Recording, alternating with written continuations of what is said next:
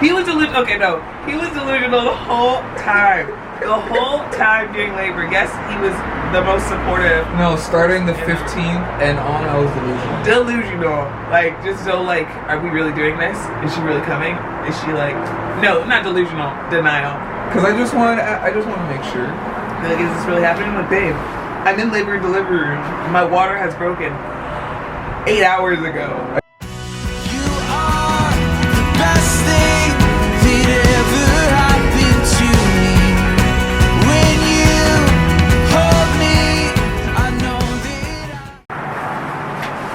Hello. How are you? Hi guys. What's going on, everybody? Welcome back to our channel. If you are new here, do not forget to hit that red subscribe button and join the journey. It is a new chapter. I am Cabria. I'm Jason. And this is baby girl. She is eating right now. Yeah, so if you're new here, that's who we are. Hit that red subscribe button and comment down below. But today we're going to be talking about our birth story. We did a birth vlog. Yeah. If you guys have seen that, that is up on our channel right now. Go ahead and watch that. But we want to do a birth story, kind of go more in depth.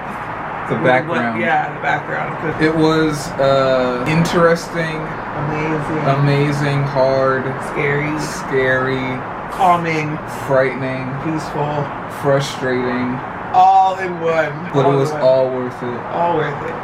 On February 14th, I couldn't sleep. That morning, I couldn't really sleep. I was like super in nest mode, super anxious. Babe went to work. I had an appointment scheduled that day. It was going to be the start of my appointments being every week. He's never missed an appointment. So this would have been his first appointment, but something told me, well, at least if he's not going, have my mom go. So fast forward, my appointment was at 3:20. To the appointment, was feeling fine. The mom shows up. They take me back there, and so she took my blood pressure, and she's like, your blood pressure is a little high. That's never happened before. My blood pressure has never been high before. It's always been perfect. We redid it, and she was like, okay, it's still high. It was above 130. You might have to go to labor and delivery today just to check to monitor, because it's not crazy high, but you might have to go to labor and delivery. And I'm like, what? Like, shocked. And I'm just like, okay, but I'm not thinking like I'm gonna have her. I'm not thinking birth. My mom comes in and I was like, Mom, I might have to go to labor delivery today. And I called Jason too on FaceTime. I was like, I might have to go to labor delivery today. And he freaked out. Well, that was just for the blood pressure. That wasn't even like the real, at this point it wasn't like an automatic like, let's run to the labor delivery. No. Whatever. It was just like, let's go labor and delivery just to make sure. And go back home. Yeah. And so then my doctor came in. She's like, yeah, you'll probably have to go to labor and delivery, but it's probably not a big deal. They're just going to regulate you or monitor her, and you probably can go home. I wouldn't even rush. And so she was like, okay, we're going to check your cervix. I was already nervous, and so I went to go. Even before we went to the appointment, you were like, oh my God, they're going to check my cervix. I hate it. Yeah, because people say it hurts so bad. And so I asked the doctor, I was like, is this going to hurt? And she's like, yeah. And so she goes down there and she's like, you're in a puddle.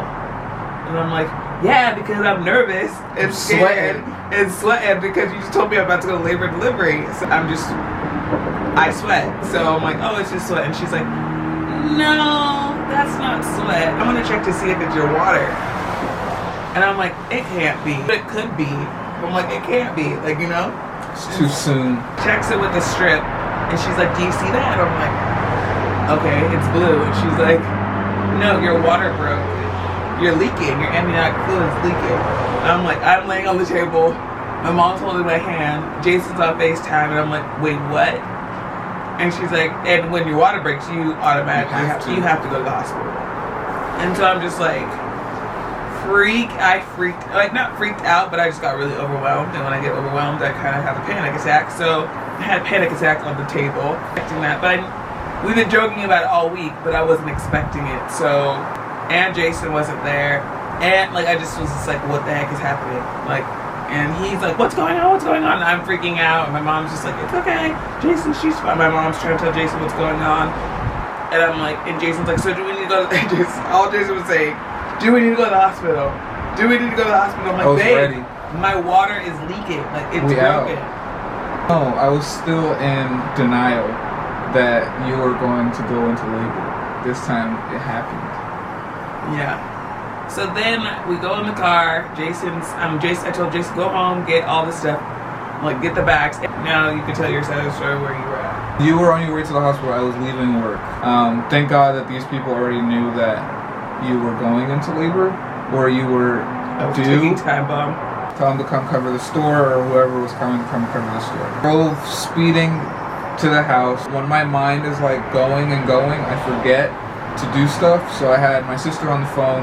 Basically remembered everything except one thing. But and then that's when you see on the birth vlog, I'm in my car driving. I am meet up with her. I got to the hospital. So I ran upstairs into her room, and I noticed that she was okay. It kind of put me down at ease. So I was in triage. Me and my mom were in triage. They capped me with the IV, which IVs hurt. Like they stuck me once in my forearm. They don't tell you that. Small veins. Yeah, it doesn't look like a normal shot. They don't tell you that. That thing is thick. Like it hurt so bad. I was just like, oh no. Like if this is what it is. Do you even have scars from it? Yeah, I have a scar from it right here. Contractions, and I wasn't even feeling it. I didn't know what contractions felt like. In my knowledge, you've been having contractions for like a week and a half prior to you going to the doctor. Yeah, and leaking for probably. And I told her, I would joke to her, and I would be like, I don't trust you when it comes to knowing when you're going to labor because your pain tolerance is like very high, and I was right. My cervix again, and they're like, oh, you're fine. My blood pressure was still high, so I was supposed to still be there, but they weren't sure if they were going to admit me or not. And so they checked me again. They were like, oh, your cervix is, you're 0. Like, there's nothing going on, but let's check your fluids again with the strip. Checked it. She's like, there's nothing there. It's negative. And I'm like, okay, I guess I'm not having a baby today unless my blood pressure goes down. But then she's like, well, let me do an ultrasound. When was the last time you had an ultrasound? I was like, I haven't had one since the big one, checking to see how big she was.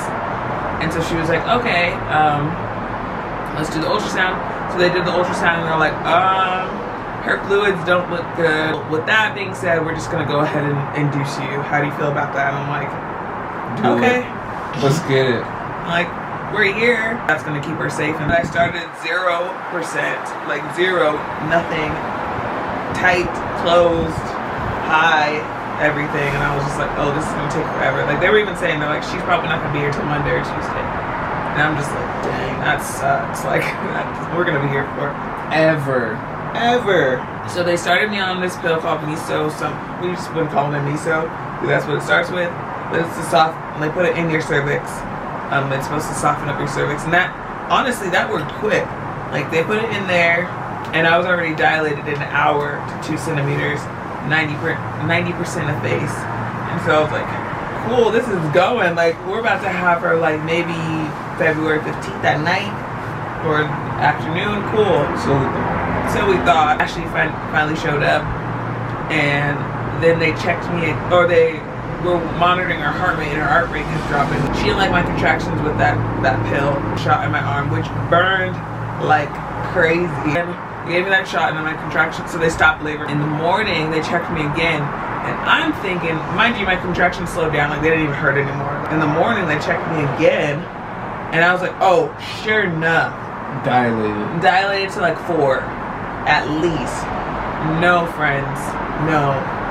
Went back. 1.8. So devastated, but then they were like, okay, well, we're not gonna give you the pill because she doesn't like that, so we'll just start me on Pitocin. So they started me on Pitocin in the morning. This was February 15th. It was kind of go time. Like, contractions started within like the next 2 hours. They started getting a little bit more strong. Contractions that you felt? They got intense, but I was still able to walk around. I was still able to like talk. Started tapping my spoon. I was like, okay, this isn't fun anymore. Something I don't want an epidural yet, but give me something. So, that morphine was life. But after the contractions, it just calmed me. Like, morphine for 5 hours. Did you feel during that time? I remember when you got the morphine, how loopy you were. You were like, man, babe, this feels great. Me, Ashley, my mother-in-law started playing Monopoly. And that just kept the vibe comfortable. Probably like every 4 or 5 minutes, I would roll over and go to her, and she would have another contraction. I would be able to see it on the screen, which was cool because I would know oh, she's about to have a contraction, let me be right there. Out kind of decreased at that time. I kind of knew what was going on. She was handling it pretty good. The morphine wore off, and then I went through probably like another 4 contractions without it, and I was like, yeah, can you check me? Like, it's been, let's just check me again. She's like, yeah, we'll check you. And for some reason, I just freaked out. And I probably freaked out because I didn't want them to say I was still too. You did freak out because you didn't want them to say. Trying to calm me down while they're checking me. And then she was like, oh, you're good. You're 5. And I was like, thank God. Do you want an epidural? Like, you're able to get an epidural a little bit longer, but then at the same time, I'm like, if it gets bad, it's gonna get bad. And I'll do the epidural before, I can take them, my contractions right now, but before I can't take them, let's just do the epidural. As heck. Nervous. So scared. Did you see the needle? No, I didn't look. The doctor who did it fantastic. Like, every time, like, my sister Sinead would get one, it was like something like drastic. But like, he like did it, and he explained it. He explained the whole process. He did the tape. He made sure that it wasn't going to come off. It was like, and when I saw it, I was like, oh, this is like perfectly done. Legit a little sting. Anxiety was way more scarier than it actually was. On my toes, I could still go on my hands and knees, but I didn't feel any contractions. Like, I could not feel anything right here, but I could wiggle my toes, move, lift my butt. And everybody was asking you, is it working? Because you were able to move your feet and like wiggle your toes. Perfect epidural. Perfect. Exactly what I wanted. A good 8 hours of, well, not 8.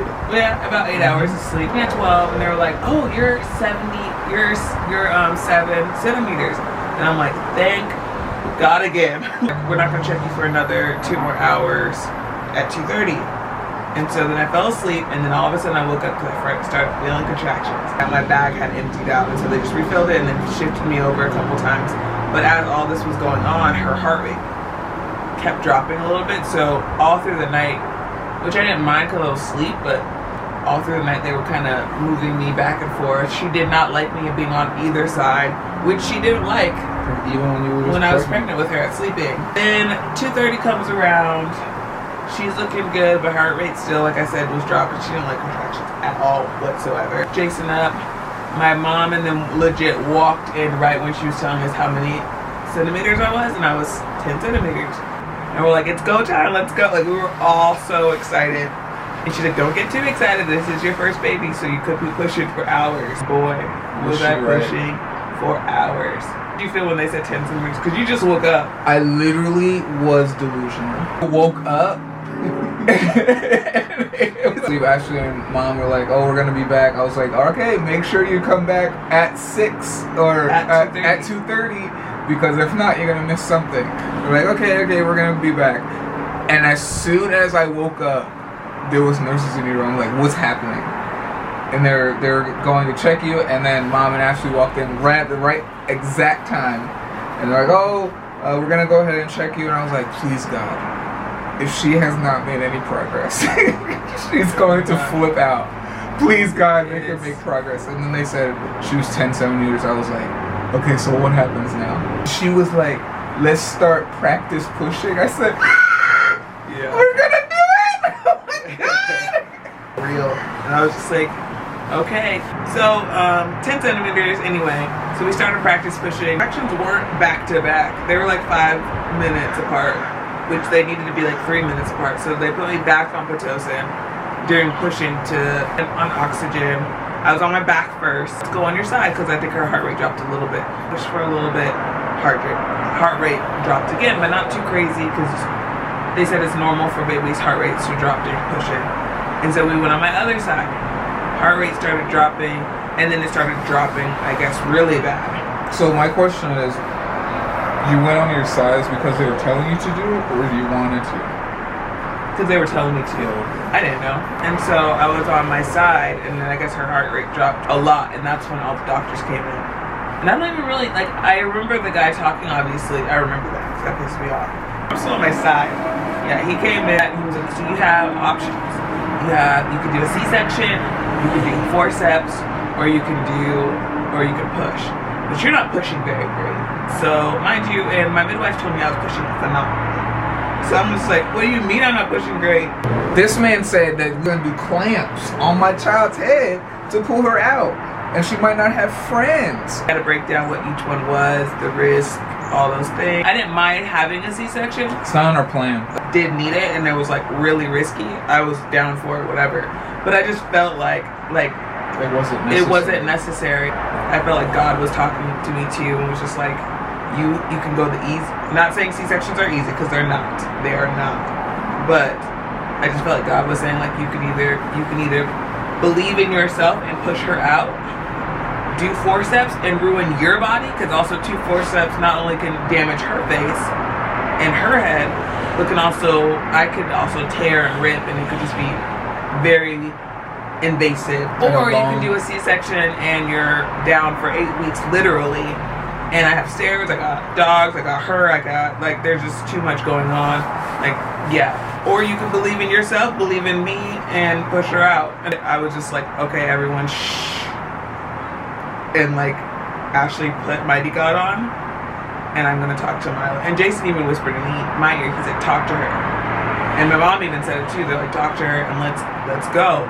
And I'm like, I wanna push. We're gonna push her out.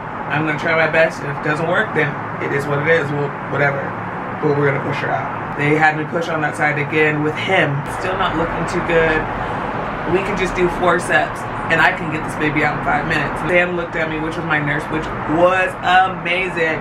Legit looked at me after he left. She's like, okay, you can go, bye.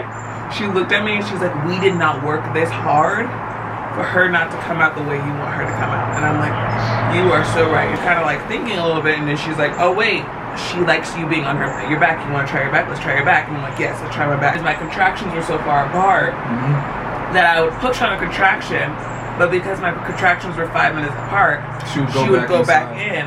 And so then they were like, okay, well, we're gonna keep her right there, so keep pushing even when the contraction stopped. So even when the contraction would stop, I was pulsating still too, so she'd gradually come out.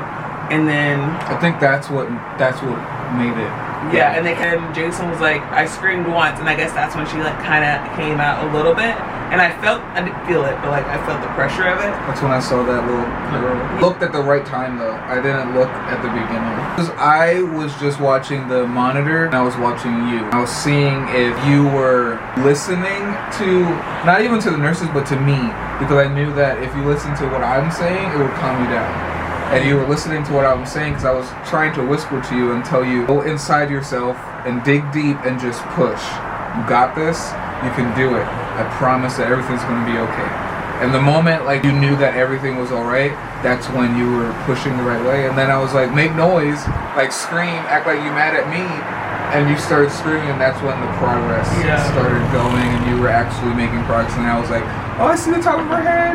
And then I'm like, is her heart, every time I was like, after I was is her heart rate okay? Is her heart good? All I want to know is her heart good? Yeah. Okay, let's go. Is her heart good? Go. She came out. She popped out. No crying. Popped out like a G. And stared at everybody. Stared at everyone. That moment legit was like unexplainable.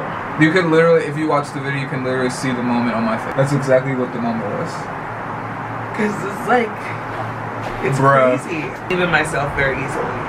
And so that moment was just like, I freaking did that. And she's safe and she's fine. You're safe and you're fine. I'm safe.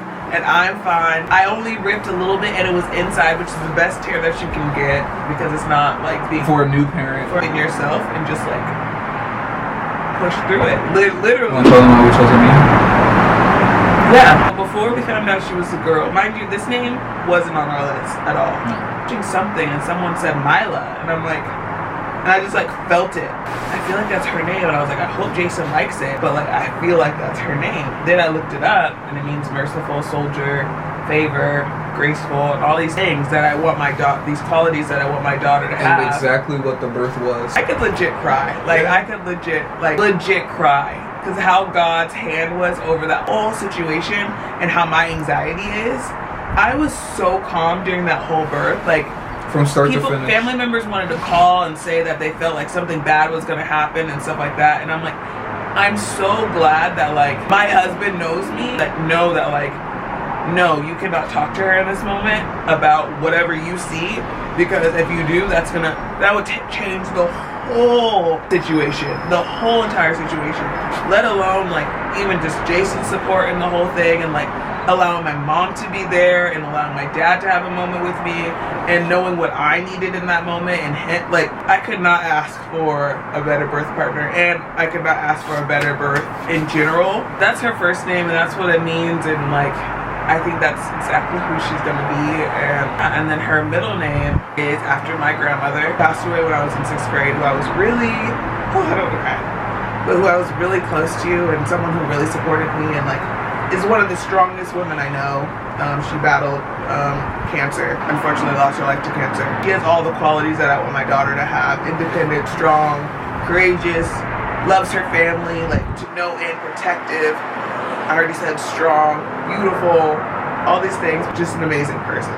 And even when she's gone, like she still makes her presence known, even throughout the pregnancy. When I was nervous or scared, I just felt her presence so much during this pregnancy, and she would show up signs and all this other stuff. Like every time I saw a monarch butterfly, I'd be like, Jason, even when we found out, I'm like, I have a feeling I'm pregnant because I keep on seeing monarch butterflies, which is what I saw in our first pregnancy that we lost. But even when I would be anxious, or I'd be like, babe, I don't feel her today, I would see a monarch butterfly. I'd be like, oh, babe, I feel like I'm spotting today. Oh, I would see a monarch butterfly. And I'm just like, my grandma was really present during my pregnancy, and I'm just grateful that my husband allowed me to name her after her.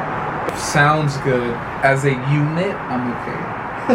If it sounds weird with all of us together, no, it's not good.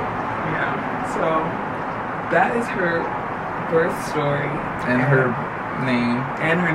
Thank you guys for watching our pregnancy and supporting and liking and whatever, and just being there, and family members being there and all that stuff. And she's finally here.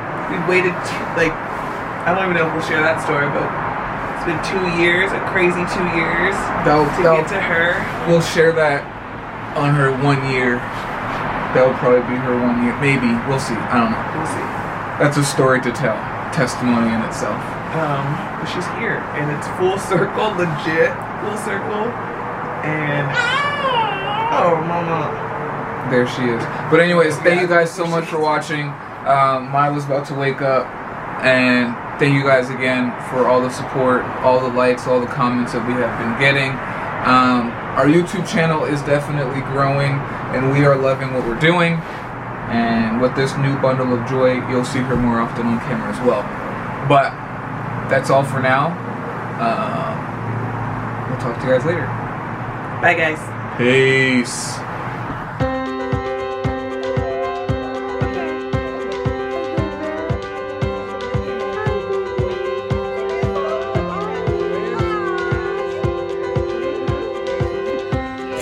I don't know, I just know who God is, so I'm in full control of that.